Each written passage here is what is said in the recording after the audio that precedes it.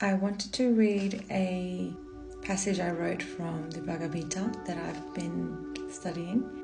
It's just funny because on one page I wrote grief before I even read the passage. And though Dad passed away 5-6 years ago now, still just some processing of what happened, how it happened.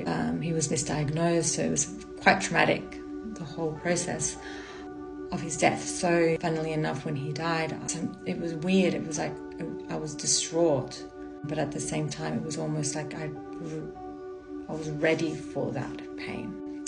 So I wanted to read this passage that I wrote on the spare page.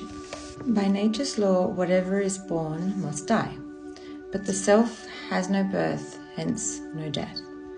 The soul is life itself. We perceive the presence of the sun by its warmth and light on our skin. So the same way we can perceive the presence of ourself by life that it gives to the body. This life we call consciousness is indestructible. That's soul. Each one of us is part of the Supreme Soul, so a spark of a divine fire.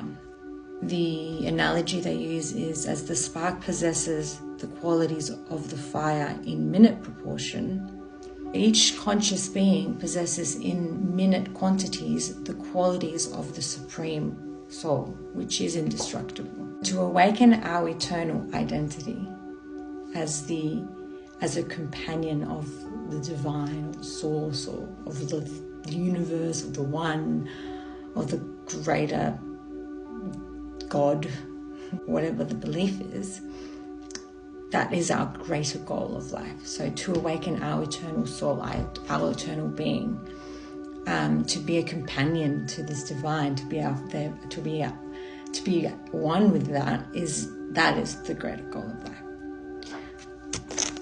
It's the soul that lives on, and it's comforting to know that that spirit is around still. He's around, Dad's around. So yeah, it's very, very comforting, because the grief that I was going through a few days ago was quite intense, but you work through it, and you ask yourself, what is the lesson? Yeah, what is the lesson? That we are eternal, our self, our being, we don't go into nothing. It's just very comforting to know that, especially when you're going through grief.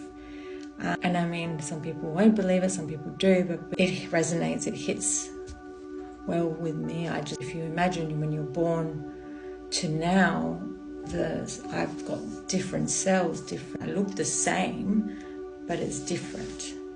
That soul in here is the same. Thanks for listening.